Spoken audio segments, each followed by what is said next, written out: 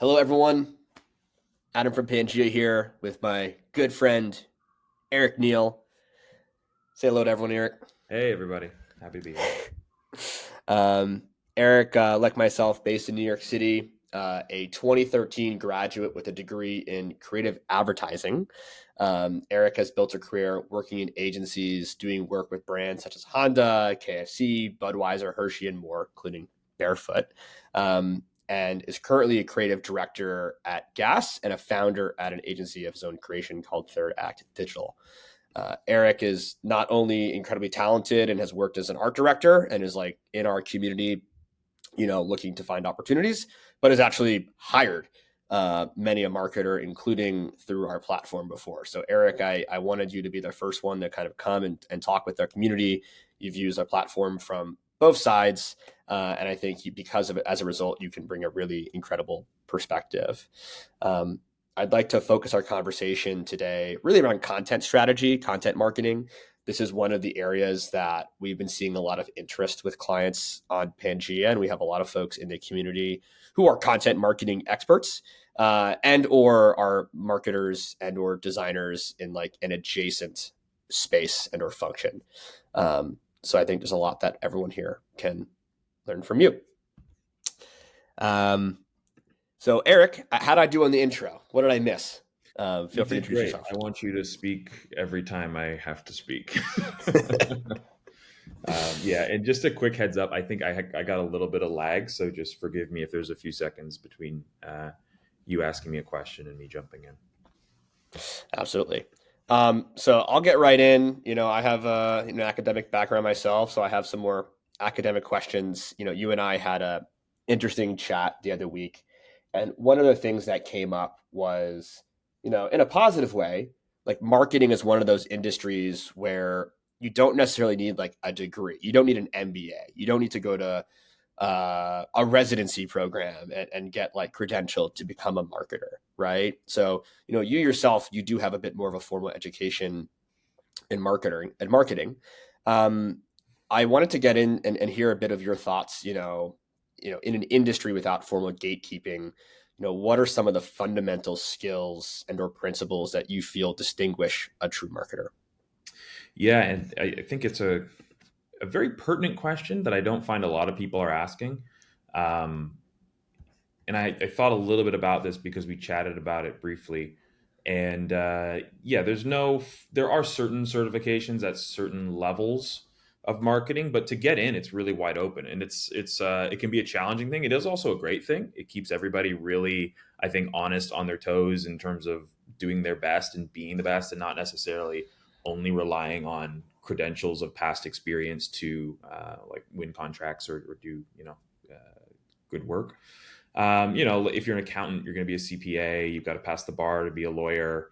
But if you're using social media heavily, if you're an influencer and have a lot of success creating videos and attracting viewers and followers, like a lot of those people end up calling themselves marketers. And in some ways they are. I think just that term is so broad now that you almost need more description to really get any value out of it if you're looking to hire a marketer or if you're kind of advertising yourself as one. It's better to be a little more specific. So I think kind of the basics of to really oversimplify it to be a marketer, which is a really broad, tough question. I think there are certain marketing principles you got to know that will really help no matter what discipline you're in. And then I think storytelling is always going to be something that is needed in marketing to be effective at it. And even that is like, who's a good storyteller, right? Like, how do you get trained for that? And so there's some like abstract or vagueness to that as well. But marketing principles are really the nuts and bolts of what we do. So like knowing the product inside and out, the audience, the competition, the broader culture and conversations going on. When I studied it, I have a bachelor's degree in advertising years ago. When I studied it, it was called the 4 C's, and it was consumer, category, competition, and culture. And I think those will kind of always apply. You always have to know some amount, as much as you can, about those things, but they get a little, you have iterations on it as new technology comes up and as we just advance in culture and that shifts. Regarding storytelling, I thought a bit about this. There's two things. I think storytelling is almost overused a lot in marketing as well. Everybody will say great stories, storytelling, storytelling. But I think storytelling is two things. I think there is the story and there is the telling of it. And so the story side of it is having a sense for story, understanding where the story is and what the story is that is actually interesting or worth talking about. And that is almost story finding, Mhm. identifying the story. And that goes into not just creative and making videos that are stories or narrative, but also reading data and pulling stories and insights out of data and saying, like, where is the story in this data? We're looking at all these metrics and how do they connect? We have to tell a story. And that's, I think, where some of the most successful entrepreneurs are today, being able to read large amounts of data and pull stories out of it that compel people. So that applies obviously to marketing as well. You're reading a lot of data typically, and you have to make sense of it. And then the telling side of it is the application or the execution of that story. And I can tell a story in a restaurant menu. I can tell it through an interactive website, an experiential pop up, and of course, I can tell it in a social video, YouTube video. So I hear a lot of marketing leaders and entrepreneurs saying, of successful companies saying the story is the only thing that matters, and we're marketers, we're all storytellers, and we are. But I think we all know firsthand that it's not always the best story that even wins in market or culture. Like, look at the amount of sequels and reiterative movies that have been made that are still doing pretty well in the box office, just because it's the same story we know and love told again and again and again. And sometimes it's the execution or the telling of it that's really fresh, or there's a gimmick to it, and the story can be pretty basic. But if it uses technology in an interesting way, or just again is just told in a much more interesting fashion, it can sometimes save a pretty dull or average story. I'm curious, do you have any examples of clients you've worked with where you've really looked at the data and like shaped a story out of it? There was one client, a wine client I worked on a couple years ago, and they had some firsthand data that they had done research on some audiences and some buyers, and they saw that people were buying it. There was a good amount of purchase behavior, purchase intent, repurchase rate, and then in one of their surveys, they mentioned with a lower intent, they would buy it for somebody else as a gift, or gift to somebody else. So I kind of zoned in on that and thought it was really interesting. I go, wow, you're in so many homes, you've got that locked up, but people aren't really as open to buying it for other people. So I thought there was an interesting something I noticed there was a story maybe that it's something that you're not as proud to share with somebody. It's like more like you're drinking it at home. It's like your binge Netflix wine or something like that. And so there was a story there where we could then use that data and say, okay, are we going to try to flip the script on this and say and make people more proud to share this as a wine? Is it a joke that you're doing it? Is it something like a guilty pleasure you're indulging in? But it's something people are doing on their own, they're not sharing it. So there was kind of this potent insight that we were able to kind of iterate into different content streams to test how that would go. That's super interesting. You touched on this very, very briefly, and it's something that we spoke about the other week around this concept around thinking about the story, but thinking about like the message. But this old phrase of the medium is the message, right? What does that mean? and how has that impacted your approach to thinking about which channels or which mediums to choose? Yeah, shout out to Marshall McLuhan. So that quote comes from Marshall McLuhan, who is a media theorist before my time, and he was just way ahead of a lot of media insights and theories on how humans would interact with media and technology in the future. He was one of those guys who was very much prophesizing how the internet would change our lives decades and decades ago. So the medium and is the message was, and I might even mess this up, was kind of the idea that the fact that you're on TV says more, like your ad is on TV or your movies on TV says more about the content itself than what the content says. And I think we still see a lot of that. And I'll go slightly outside of marketing for a second. There are perceptions around movies going straight to Netflix or straight to DVD versus going to the big screen first. Like there's a reputation or a perception around what that movie is about or the quality of that movie based on where it's going and the medium it lives in, if it's on, the screen versus the home screen.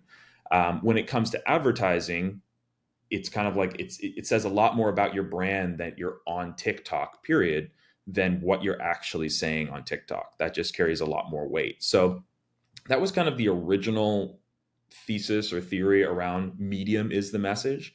And that's why you'll still see things like social credibility be so prevalent online on landing pages. People say as seen in, and they won't even show the article, but they'll say as seen in, this news site, Vogue magazine, whatever it is. They won't even show you the article, but you go, wow, they're in Vogue. I don't even have to know. They might have critiqued them and cut them up and said it was awful, but you don't know that. But that's kind of an example of that philosophy still being very relevant today.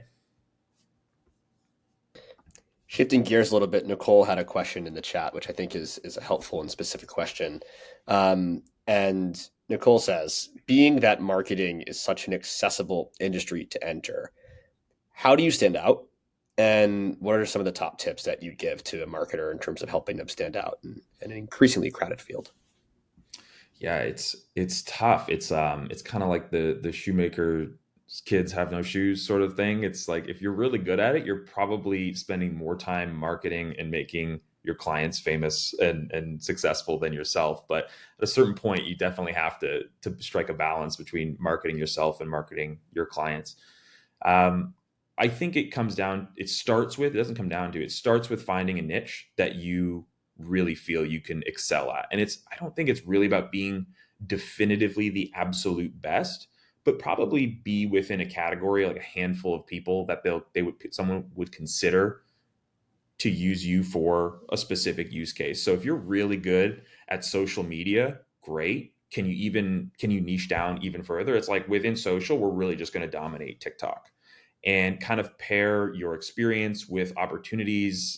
TikTok Shop is so new comparatively to other platforms, and if you can figure that out ahead of the competition, or it's a smaller pool.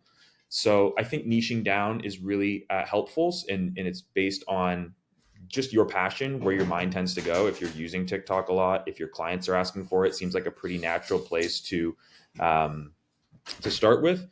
And then standing out, I mean, you can also niche across categories too. So you could focus on beauty brands, you could focus on restaurants, retail. So there's kind of find that intersection of, this is what we do really well. We do this for X for Y, and start there, and then kind of build out adjacent categories that you can lend your experience to, as long as you're delivering results. That to me is also a way to stand out as well. Results are kind of undisputed almost. So yeah, that's what I would advise on starting with. I have to just double down on this because I think it's helpful advice in business in general, right? And I think that businesses, like if you're a candidate looking for work or a freelancer looking for a client, it's the same kind of mentality as a company looking for a customer. And focus is so helpful. Um, and I look through a ton of candidates on behalf of our clients all the time. And it's like when they are a B2C brand looking for someone who does TikTok, right? If you can say you've done TikTok for B2C brands and you have a bit of a portfolio to speak to that, you're going to end up standing out from someone who just isn't quite the right fit, right? So when a company's looking through 50 options and they see a marketer that is aligned with their industry and aligned with the platform and the exact kind of initiative they're trying to run, you end up having, that's how you can stand out, right? So finding a niche is super important.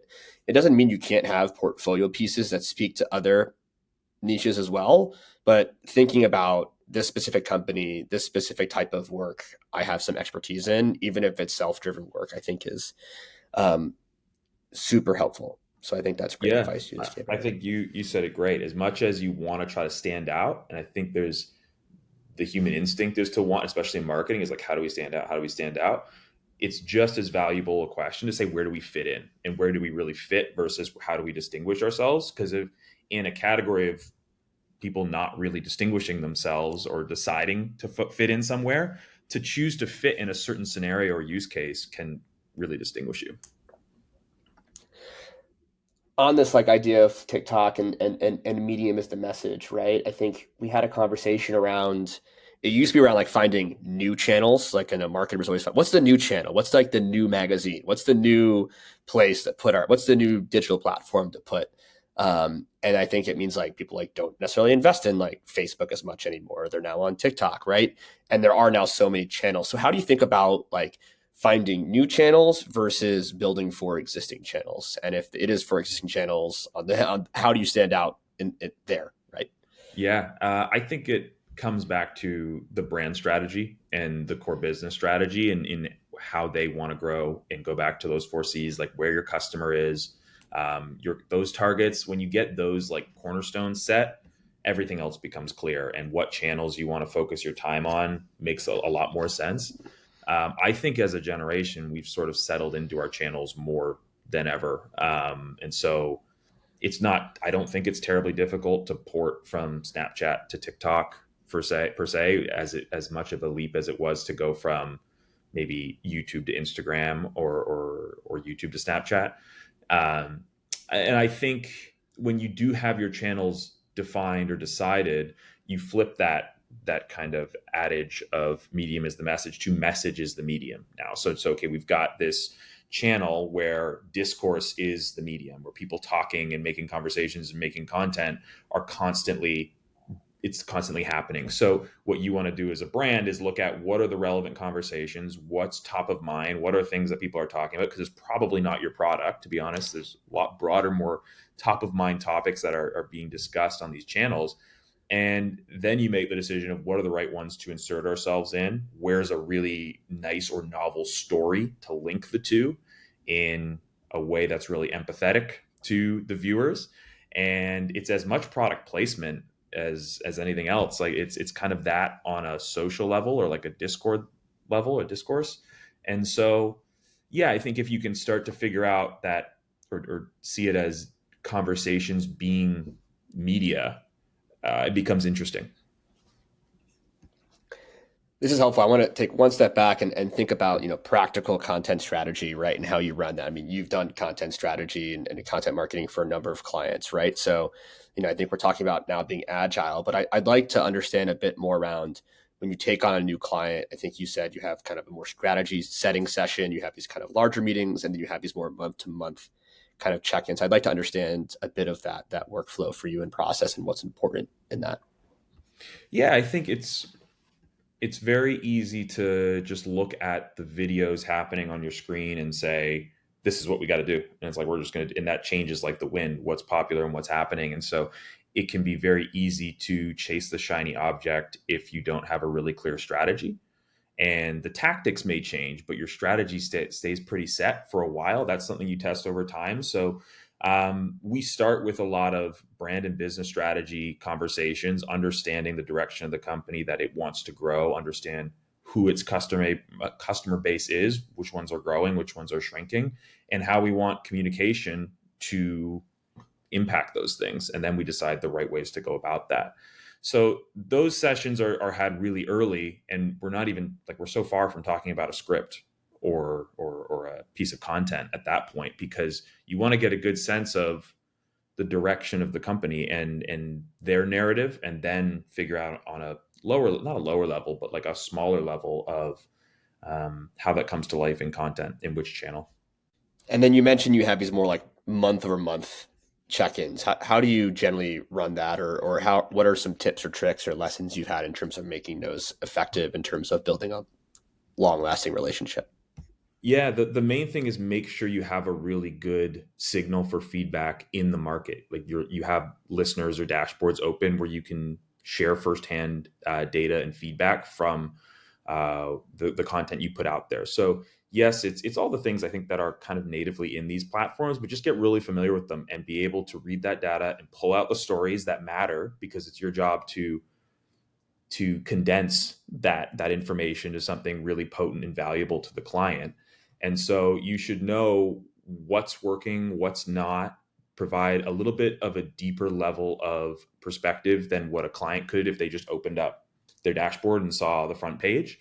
go a little bit deeper and share what you're going to do and how you're going to build on these things and what didn't work. You should be sharing things that didn't work. Not everything should be a home run, because how do you know if you're truly experimenting or reaching people if you're not also missing sometimes too? And you have that luxury on social that you didn't on TV. And sometimes with more mature clients, that's still fairly new to them.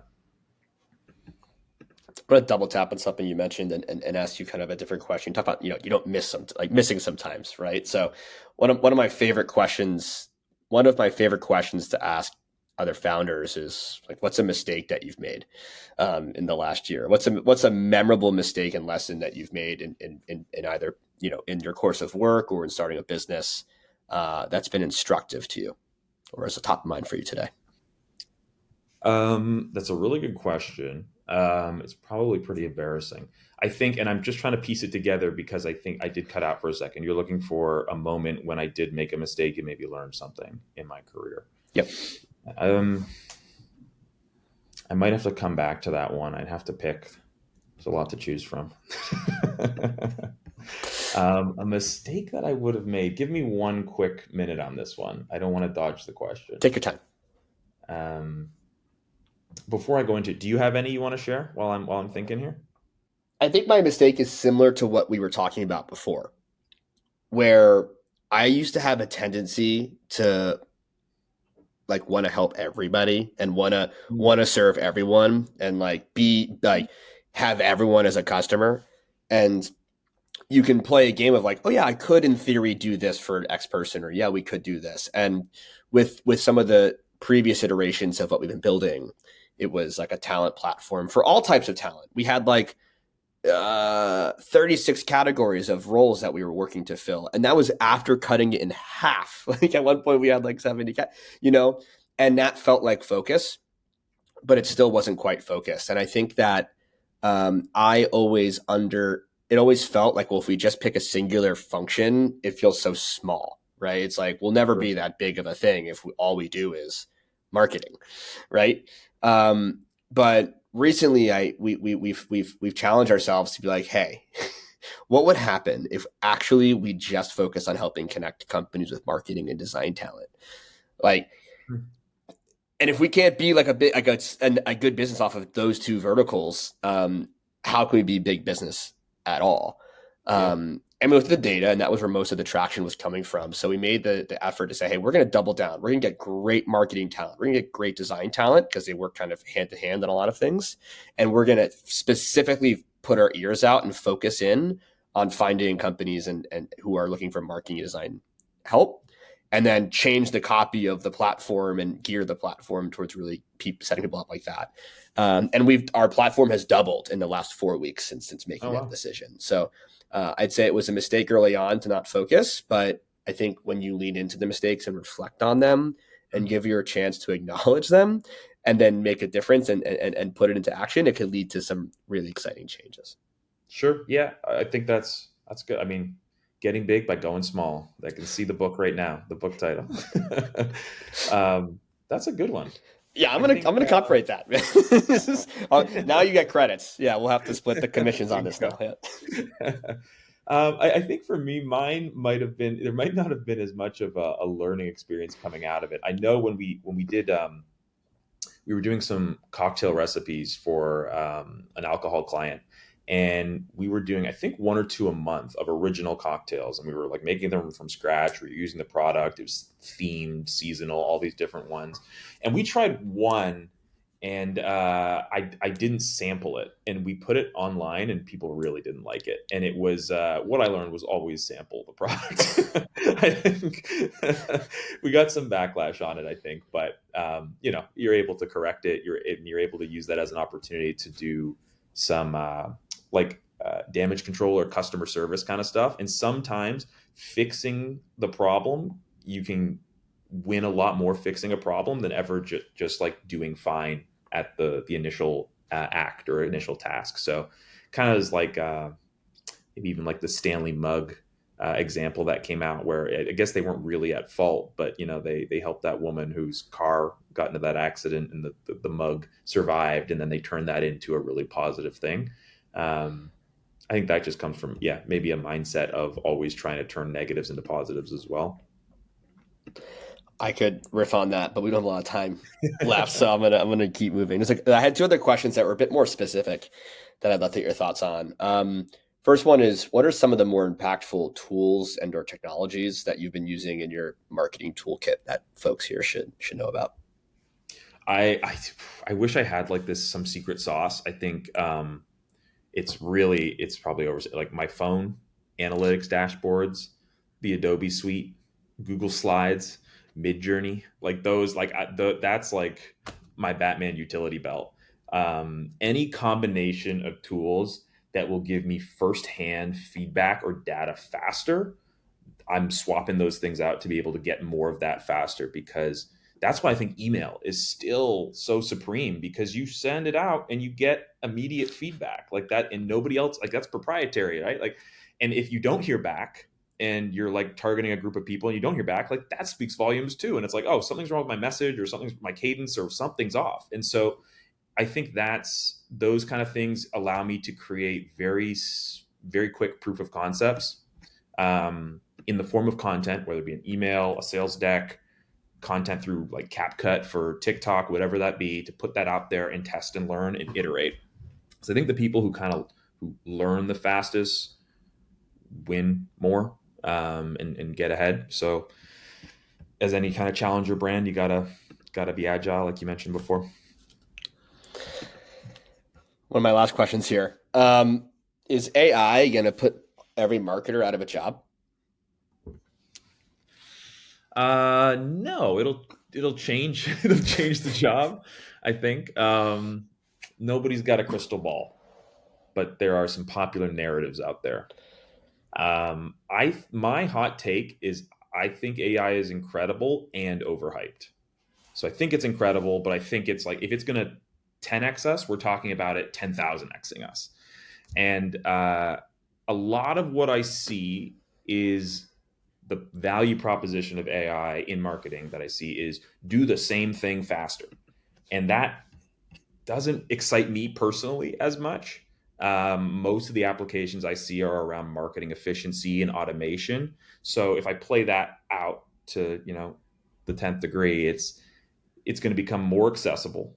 Everyone's going to use it. The amount of communication goes up and increases, the volume goes up, the noise goes up. And then we as humans filter more, and we're fighting for attention even greater. So I think when AI starts to unlock human creativity, that's when it becomes interesting to me. I think Midjourney and ChatGPT are so impressive sometimes in generating visual content. I haven't seen an example of an amazing short story written by ChatGPT. The visual stuff is interesting, but it's typically like a mashing of two images that I'm like, oh yes, I get that, and it feels familiar, and it's very impressive. But in terms of originating creative thoughts and concepts, I haven't seen that yet, and I think that's the real piece to crack, or even make me more creative. I think AI that makes inspires you instead of like kind of seems to like take something off my plate. Even if it's mundane, I mean, like I still like using my brain, so it's like I want something that helps me with that and makes it better.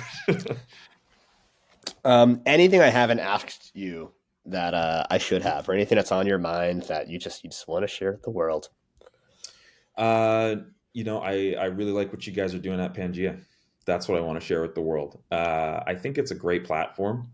I think it's got some nuance to it. At first blush you might be like, oh, why am I jumping into this or that as a client or a talent? But I think when you actually use it, there are some nuances to it that you guys have figured out, some things that are super useful to emerging talent and brands and clients who want to kind of access that talent pool that some other people, some other, just platforms wherever you're at, haven't really figured out. So I think that's on my mind. I think that's a cool thing you guys are building. Thank you, Eric. That means the world. Awesome, man. Well, hey, it's been 30 minutes. That's what I asked Cool. you. So I appreciate you taking the time out of your afternoon to chat with me. I appreciate everyone in the audience who came and spent some time to listen to Eric.